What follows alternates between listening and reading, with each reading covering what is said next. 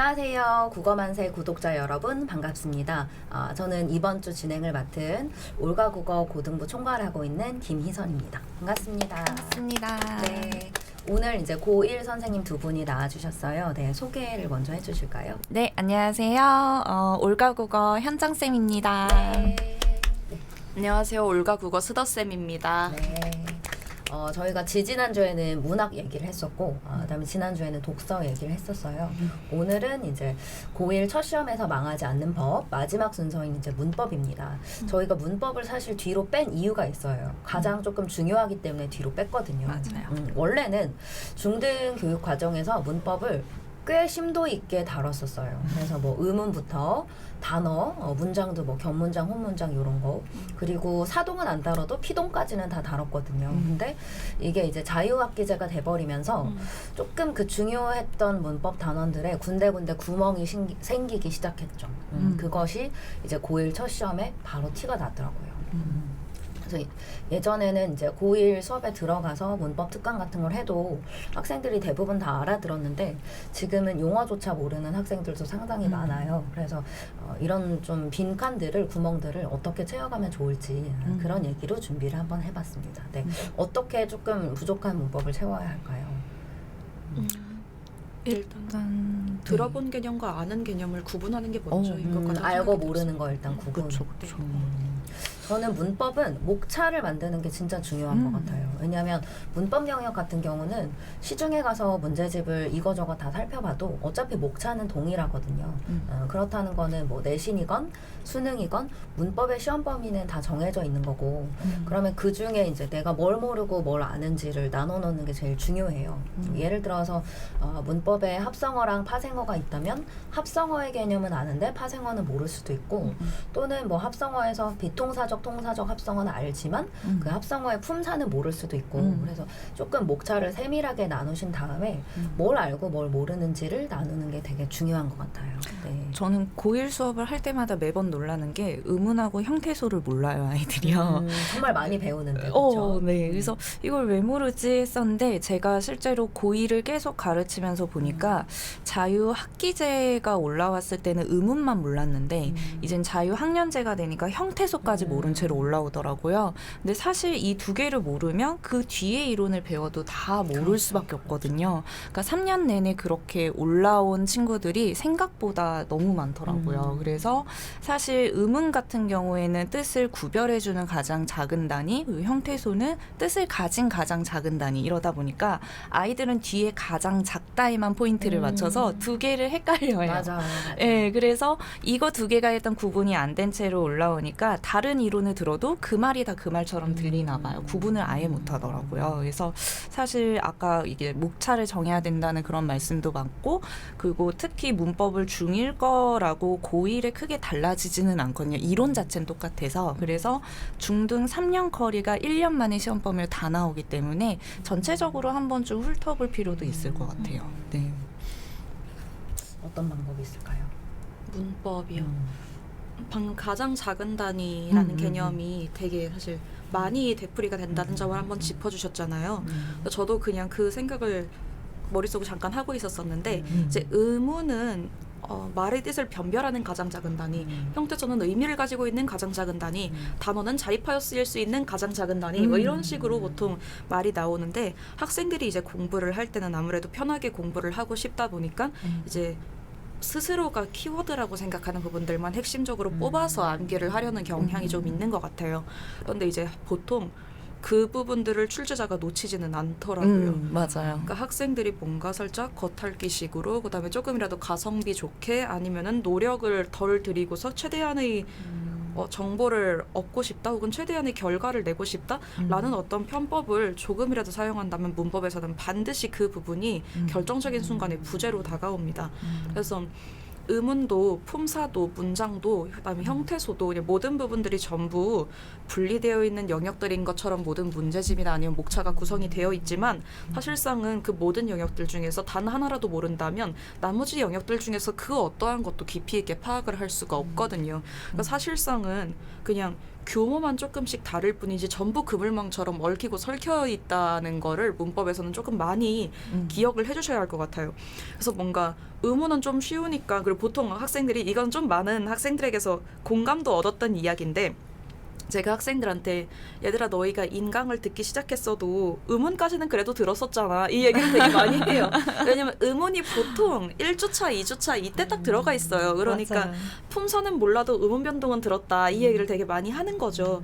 그렇다 보니 오히려 품사를 공부할 때쯤이면은 앞부분에 있는 의문 변동 내용들은 까먹었었고, 맞아요.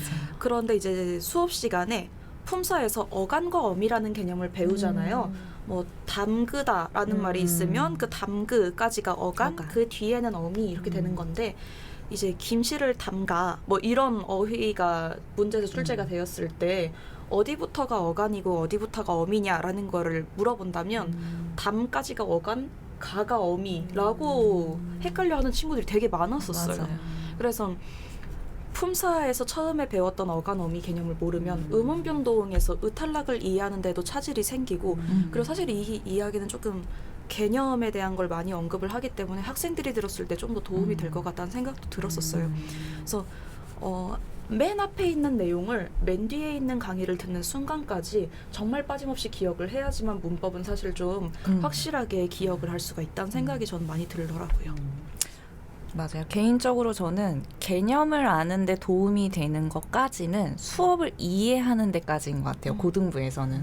근데 이제 실제 문제를 풀 때는 예시의 적용까지 돼야지만 사실 성적이 나오기 때문에, 그러니까 이론은 너무 기본 베이스여서 사실 그거는 그냥 수업을 들을 때 설명하는 용어의 뜻은 최소한 알아야 설명이 설명으로 받아들여지거든요.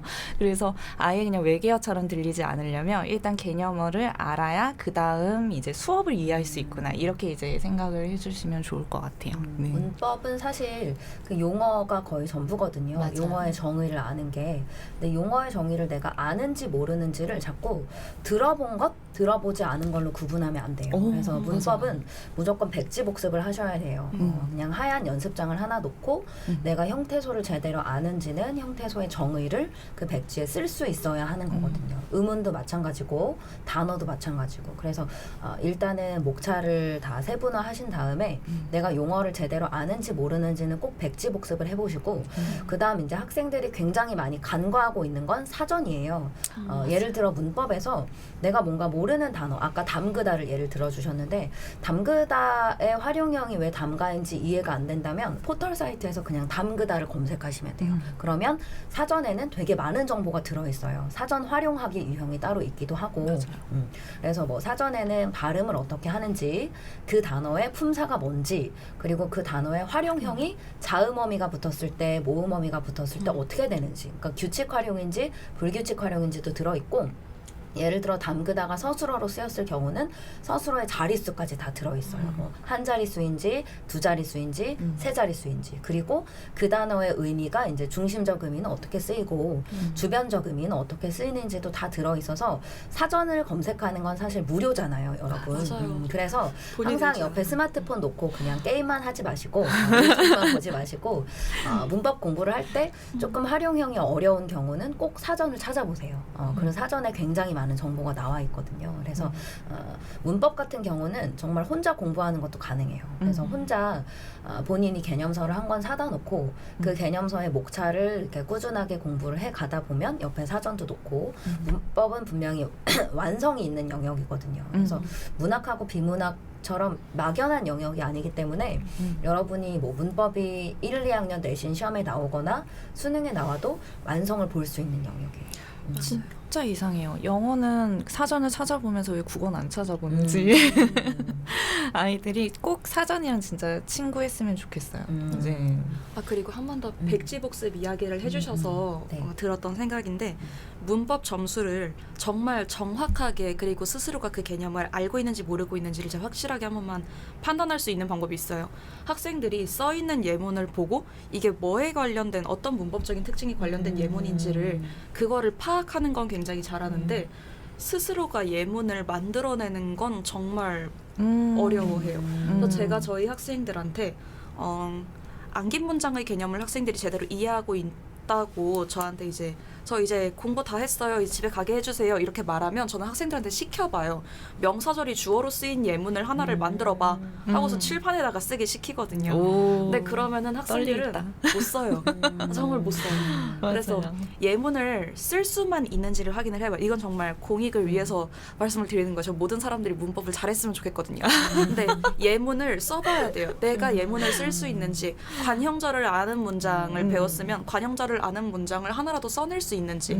그래서 쓰고 나서 그걸 이제 주변에서 도와주실 수 있는 선생님들한테 한번 보여드리는 게 좋겠죠. 제대로 썼는지 제대로 못 썼는지를 봐주시는 분들이 필요하니까. 그래서 제가 되게 어려운 걸 좀 많이 시켜봤었어요. 명사절이 부사어로 안긴 거를 써봐라. 이러면은 그냥 전부 다 부사절을 아는 문장을 써가지고 가지고 오거든요. 그러면은 틀렸어 하고 돌려보내고 다시 해와 하고 돌려보내고 계속 이렇게 많이 했었어요. 그래서 예문을 읽고서 파악하는 것뿐만이 아니고 내가 직접 내 머릿속에서 새로운 예문을 만들어낼 수 있는가 그걸 많이 생각을 해보시는 것도 좋을 것 같아요. 아, 근데 백지 얘기하시니까 저는 항상 테스트 볼 때 의문론 표를 그냥 백지에 그리게 하거든요. 맞아요.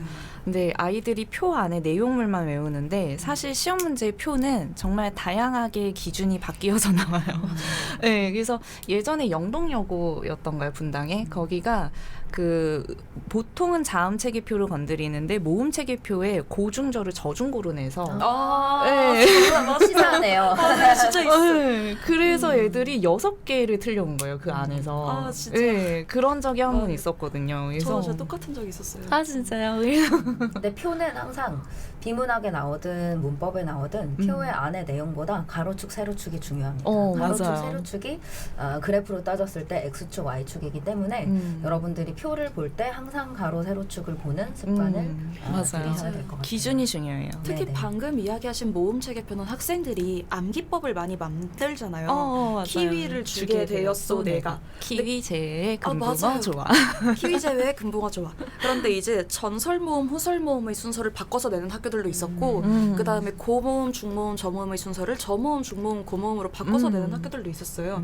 그렇게 하면 암기법은 무조건 틀어져요. 그래서 저는 학생들한테 암기법으로 외우려고 하지 말아라. 문법은 진짜 유독 그게 안 된다.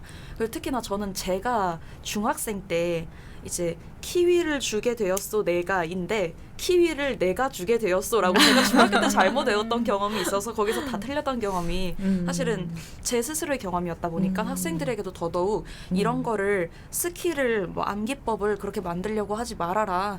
그냥 문법은 문학이랑 독서는 정말로 공부를 해도 끝이 없거든요. 맞아요. 근데 문법은 언젠가 끝이 있어요. 완성이 있어요. 차라리 그냥 이것들만 딱 한다고 생각하고 그것만이라도 확실하게 성실하게 외워줬으면 좋겠습니다. 근데 지난주에 원장님이 말씀해 주신 것도 있지만 진짜 모든 영역이 구분을 저희가 편의상 하지만 사실 다 연결돼 있거든요. 예, 그래서 문법이 사실 문법 하나의 영역으로 끝나는 게 아니라 사실 이제 뭐 방금 말씀하셨던 독서나 아니면 문학에도 정말 많이 연결되고 특히 울림소리 같은 경우에는 문학에서 울림소리 많이 사용하면 오는 효과들이 있잖아요. 그래서 문법 이론이 사실 다른 영역을 다 건드리고 있어요. 그래서 나는 문법 선택 안 할 거니까 안 해도 돼라는 생각은 사실 좀 버리고 최소 중학교 이론은 좀 마스터를 완전히 한 채로 하면은 모든 영역에 다 도움을 받을 것 같아요. 네, 문법은 그래서 문학에도 도움이 되고 비문학에도 도움이 되니까 연매를 선택하지 않으셔도 어느 정도는 해놔야 된다. 이런 말씀이신 것 같고 중세국어가 이제 고1 때 내신으로 나오잖아요. 그렇죠? 네, 네. 중세국어는 사실 학생들이 굉장히 거리감을 두는 영역이긴 한데 이 공부법이 현대 문법과 큰 차이가 없지 않나요? 지요. 네. 실제로는 현대문법 이론을 알고 있으면 사실 그 설명을 다 이해할 수 그렇죠. 있어요. 설명을 이해 못하는 게 문제예요. 그래서 중세국어는 너무 어려워하지 마시고 일단은 현대국어 개념을 조금 탄탄하게 해놓으셔야 중세국어에 거부감이나 이런 게 없으실 것 같아요. 그래서 현대국어 문법을 공부하신 다음에 중세국어는 뭐 주어진 자료를 조금 형태소를 분석해 가시면서 공부를 하는 법을 추천을 드리고 싶어요. 네네. 또 중세국어 다른 공부 추천법 있을까요?